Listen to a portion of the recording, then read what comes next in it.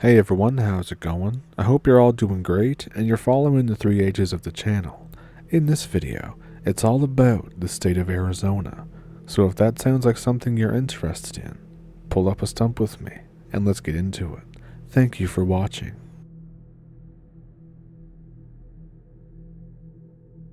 I don't really have any good stories, but I'll share this one anyways. I live in Arizona and I live close to a couple different reservations. My co-worker tells me a story about how he saw a skinwalker-type figure 2 times while driving home through the res. This was of course a while back, and he didn't even really know what a skinwalker was. I decided to go check out where he said that it happened during the day. I essentially get lost on the res trying to find this place, and I go down a road which leads me to an Indian cemetery just in a random spot that I probably would have never found otherwise. I tell my coworker about this, and we both decide that we should go there at night just to get our blood pumping. He takes his truck, and I take mine in case one of us breaks down. I go down the road first, and as soon as I hit the edge of where the cemetery starts, my back feels like it's on fire. I continue down the road, down to the dead end, where you have to do a 3-point turn to go back, and my buddy is a little ways behind me. I'm heading back down the road, and my buddy is following me behind while we're talking on the phone. As soon as he gets near the cemetery, he starts cutting out on the phone, and his whole truck goes black instantly, like he turned off all of his lights and his truck. I'm thinking, WTF is happening, and I'm tapping on my brakes even to be able to see him behind me. His truck is still going forward in drive, but he's not pressing the gas or the brake. I'm freaking out because I'm sure as hell not stopping or going back for him, so I just continue to drive very slowly. Once he gets past the cemetery, all the lights come back on. More oddly enough, they came back on all at once, including his phone light. We GTFO out of there, and I finally get a hold of him and start grilling him about what just happened. He says that he never turned off his lights or anything, but he remembers seeing this big black bird staring at him from a power line next to the cemetery, and then suddenly his truck was enveloped in some thick shadow. I don't believe him still, and I make him show me how he couldn't have shut the lights off, especially all at once, which I didn't think was possible anyways. It was pretty spooky for us, but maybe not for some other people. What do you think?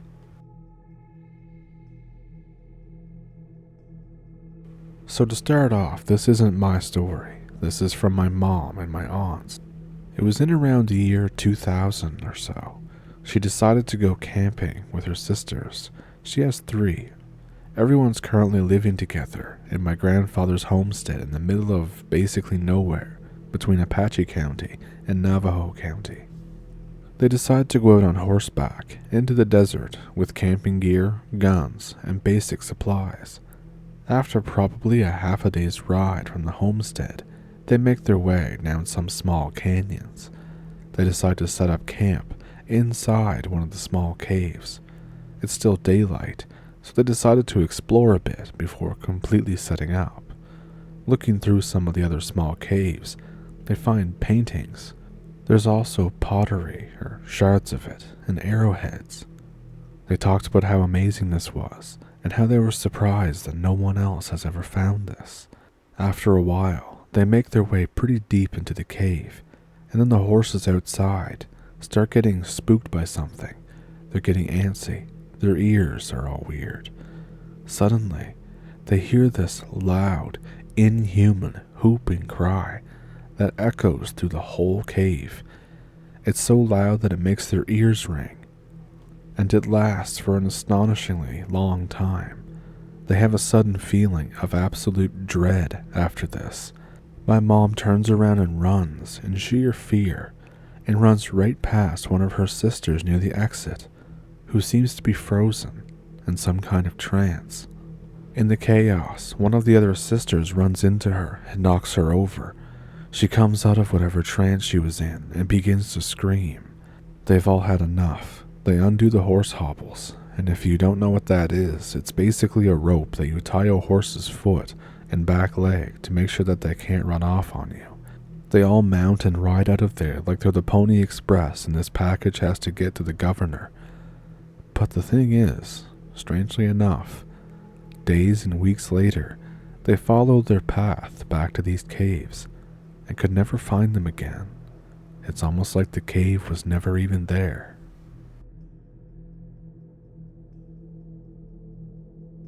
In 2008, I was living in Apache Junction in Arizona. I lived in a really shitty HOA full of cul-de-sacs, with the houses being less than 20 feet apart from each other. I wake up at 3 o'clock in the morning one night, and I have this unusual feeling of dread that hangs in the air. I hear a really weird yowling noise that sounded like it was coming from the middle of my cul-de-sac. I seriously can't describe just how screwed up it was. The best I can describe it as is a person and some kind of animal groaning at the same pitch, but somehow over and under each other. I hear heavy footsteps on the roof of my house. I hear footsteps on the roof of my neighbor's house. The groaning gets louder. I am scared, absolutely shitless, and it's the point where I'm covering my ears. I stay awake with my ears covered until the sun comes up. I get ready for school and head out the door. The neighbors are in the middle of the cul-de-sac, wondering just what the hell happened last night and talking about what we heard. There are stray cats hanging around, but there's no way in hell that it was a cat that was making those groaning sounds, and the footsteps sounded almost human, too heavy to be a cat. This starts happening more and more frequently. The neighbors plan on telling the HOA owner about this, but the HOA owner refuses to talk to them about it and even threatens to call the police if we don't get away from his door. We moved to Phoenix a few weeks later. My family never brings up those nights in Apache Junction ever again, and I have a couple more from that area as well. This is the one that my friend and I call the garage incident. There's something really not right about Apache Junction, seriously. So it's outside of my friend's house on the other side of the same HOA. His parents don't allow anyone inside if they aren't home. He has a bedroom window on the second story open, and we chit-chat for a while. About an hour into the conversation, there's a very loud banging on his house's garage door. It sounds like somebody is standing right in front of it and punching and kicking it as hard as they can. He's the only one home.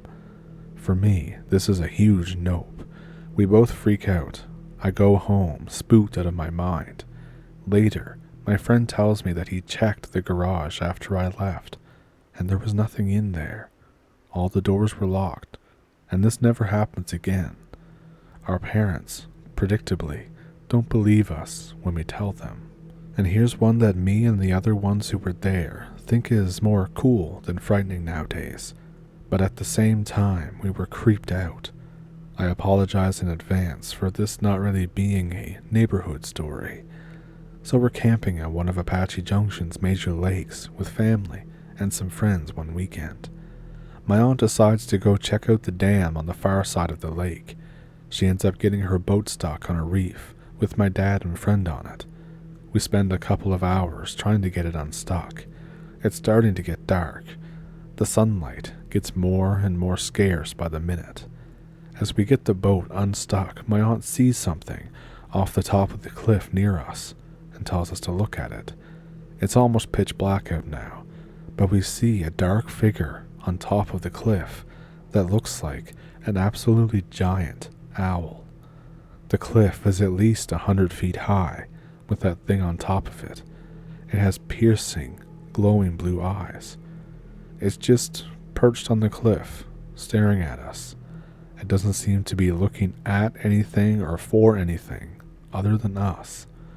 Nothing particularly menacing about it, just really creepy.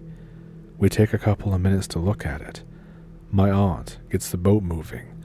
The thing takes off flying after we leave the area, fast as a jet and with an absolutely massive wingspan. We never saw it again. And this is the last one from Apache Junction that I have to share. This was a few days before we moved back to Phoenix. So we're hanging out at my friend's house, after hours. The nearest convenience store is half a mile away, and it's 2 in the morning. We decide to head up there. As we're leaving the HOA area, across from our area there's a giant-ass landfill, surrounded by desert, fenced off with barbed wire. We both hear that same groaning noise, coming from the desert, and footsteps in the bushes. We don't make anything of it, and we spend another minute walking. But the noise is following us. The groaning is getting even louder at this point, and all of us see a dark figure that's hiding behind a tree. We of course forego going to the store and just bolt it back to his house.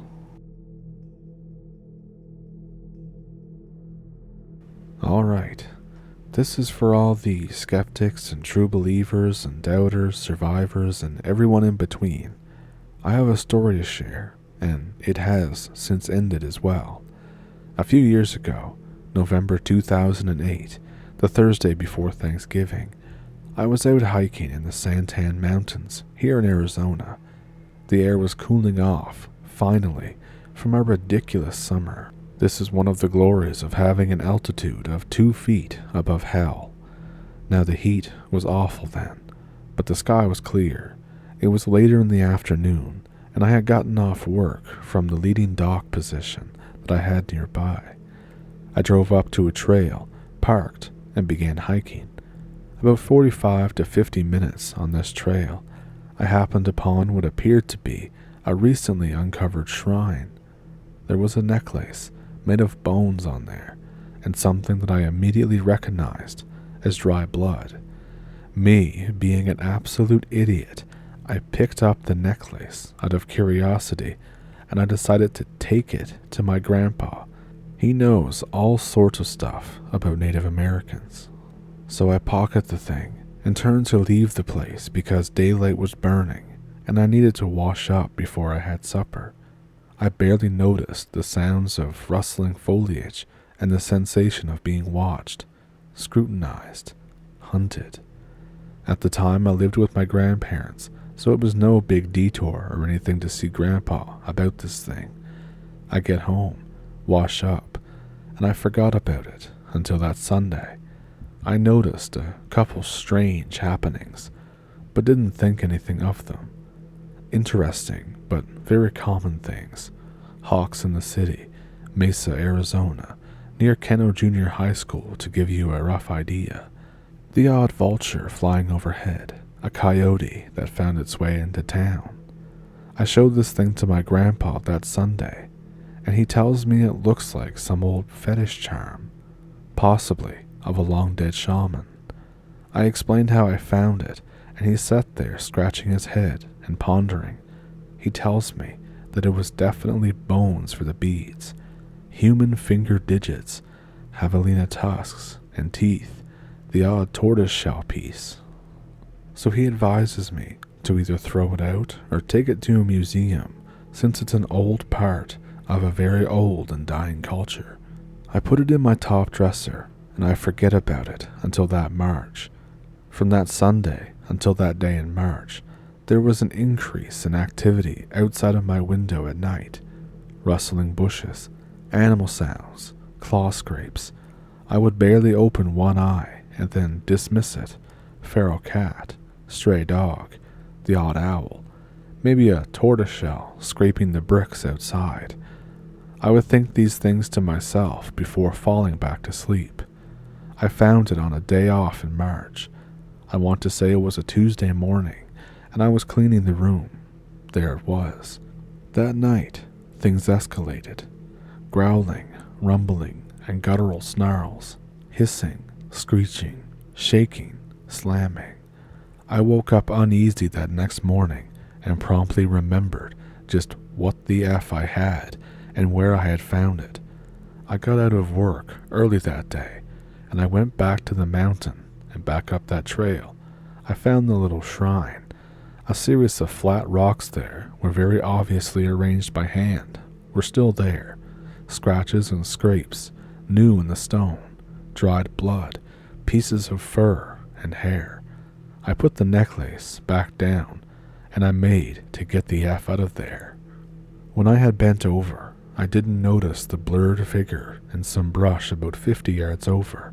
I only noticed a slight whizzing sound, and then looked over at some faint, clacking noises. A bird or a mouse rib hit a rock and bounced to the ground. It was very obviously sharpened. I got the hell out. Just in time, too, because I began to hear others nearby. At least 5 people. They had to be people. I didn't want to wait and talk to these weirdos, so I got out of there. The last thing I remember was looking in the rearview mirror, and I could swear to God that I either saw a bear or the biggest javelina I'd ever laid eyes on bolting into some of the bushes out of sight. I had hoped that the noises would stop, but they didn't. That night, there was a scraping at my window, very obvious paw outlines hitting, rocking the pane of glass. It got worse from there. I noticed animals watching me far more than ever before, following me. I dismissed it as a coincidence. Hawks taking the same perch while I was at work. One day, I had talked the camera operators into turning the second employee entry camera to a light post. A single hawk sat there, perched all day. Kids threw rocks at it. The thing just looked down at them and screeched. They ran. The bird stayed. Its head wouldn't move from facing the direction of the door at work. The camera operator gave me a few contact numbers. She's half Apache, and she had me talk to people on the reservation lands about this. Nobody wanted to help me. I went door to door in a place called Sacaton, asking for help, information, anything. They slammed the door in my face, spat at me, prayed and chanted, pushed me away.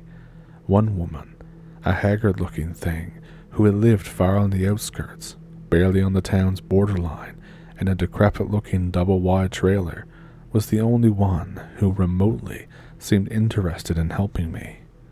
She had the presence about her. To quote a joke that my mom had, she just felt something was off when she would make this joke. She would say it's bad juju. And this woman was definitely bad juju, bad vibes, and just a bad idea rolled into one mess that I began wanting to avoid at all costs. She listened to my story. I would not drink anything she offered. I would not eat anything she offered. I would not sit anywhere she offered. There was something wrong there. It was like evil was in the air itself, like I was in a wolf's den and the pack was about to be back soon. She told me that I disrupted her rituals when I finished. She was the leader of what she ultimately called the Covenant. There are 12 others who make up parts of this group. They devoted themselves to various practices of dark arts, magics, practices, and rituals from all kinds of cultures, religions, and societies. She said I was to pay in blood for my trespass on their ground. She pulled a knife on me and lunged. I am at least 4 times her size. I not only swung my arm out and hit the inside of her knife arm, but followed with a swipe from my other arm, more or less smashing her aside. I stormed out of there, pulled out, and floored it in my beat-up Oldsmobile, barely as a handful of trucks and cars appeared around the corner, speeding to this place. I reported this attack to the police, but they say that the place that I went to had been abandoned for years. There were no signs of anyone living there that could be found, not even furniture. It had been a vacant and foreclosed lot and trailer for a few years, as they said. These noises continued for ages and ages after. I ended up moving in up the road by Falconfield Airport.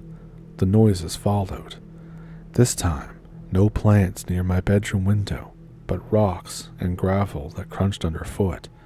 My window was almost broken once. My roomie at the time went outside twice with his 12 gauge. He said that there was a big effing coyote outside my window, sniffing, huffing, pawing and scratching at the glass. It snarled and bolted when he turned on the lights to try and take aim. We were both significantly disturbed by this. A few months after, I ended up moving back in with Mom and Dad rather abruptly.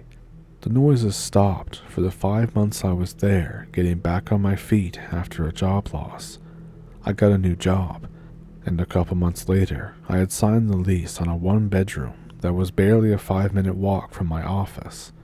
During all this time though, our dog and all the neighborhood animals were in a roar every evening, barking, howling, snarling, mewing. Even birds could be heard at night, but nothing ever at my window though. The noises picked up again when I was on my own. Rocks crunching underfoot, scrapes and rattles at the windows.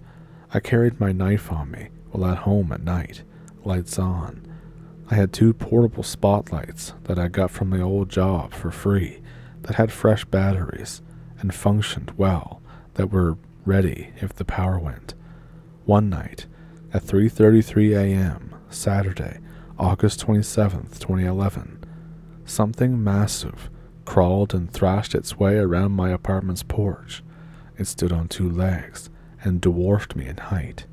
I had only had a moment's notice before the glass of my sliding door blew inwards, and this awful, bellowing, roaring howl met my ears. The damn thing wasn't just in town or in the city, it was in my apartment complex. I didn't panic or get frightened or intimidated, or at least not in the usual way. I readied a paring knife and my surplus machete and bellowed what I can only describe as a war cry at it. Like its power alone defied the beast's efforts. Lights and noises came from all over the complex. The thing looked at me, ruby-like eyes, felt like they were piercing my soul, met my own, and then it bolted. The police say that I must have been in shock because this thing wasn't seen by anyone else in the complex. The only thing that was left was a tuft of hair or fur and a lot of broken glass. The cops dismissed it as a failed break-in entry. The perp only saw you with a couple of knives and said, "Screw that," and ran. "No monsters here, kid," they told me. That was the last encounter I had with it for a while. Noises again. They were playing with me, toying with me. Always an animal watching me as I moved. Wherever I went, a hawk followed. I eventually moved out of here, where I am now in Apache Junction. My current roomie and I live and work together, so needless to say, we both tolerate the other where possible. Some nights these things come all the way up to the side door of our place that leads straight into my door, rattling, shaking the knob and door. Windows on all sides, rattling and shaking. Some nights I sit on the porch, daring them. Coyotes, javelina, hawks, bats. I dared them in voice and body language. I made them know that I wasn't afraid, and I made them know that I wouldn't be lured into the darkness. They would need to come to me if they wanted me. A series of bug nets surrounded the porch. Bones of bats, birds, mice, lizards, and snakes sometimes get caught all over the nets while I sit out there, staring into the night, challenging them. If it's not obvious by now, I'm not the most sane of individuals. I do not have a fear reflex, and if it comes to fight or flight, I will not only hold my ground, but I will take the opposition's ground from them. I just get angry when something frightens me. So there I've sat in 2013. Finally, the hag shows her face again. She entered the light where I could see her, and she sneered at me, then hissed, and from damn near nowhere, a knife in her hands, slashed away the bug nets. I struck out immediately. We have couches on the patio from my roomie's old friends, who more or less abandoned their furniture. I hurled a cushion at her and charged off the patio. She stayed in the light, and I caught her with a heavy right hook. She felt like she was made of air, too unnaturally light to be human. The memory alone disturbs me. I hit her, and she bolted. She took it, and then got up and ran like it didn't even bother her. I was so furious, so pumped full of adrenaline and bitter contempt and hatred that I swore an oath. White ash lines my blades now. Come again, and you will die.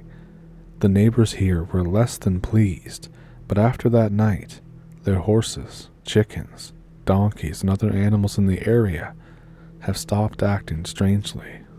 I never felt like this was the real deal. It felt like that I was just being tormented by wannabe witches. I punched their leader, who got cocky, and I really haven't seen or heard tell of them since. So there you have it. It's just my one testimony. Most of you will never believe. It's one more chapter of my life that I wish I could just drink away. Countless nights without proper rest. Others sitting there, glaring in the darkness.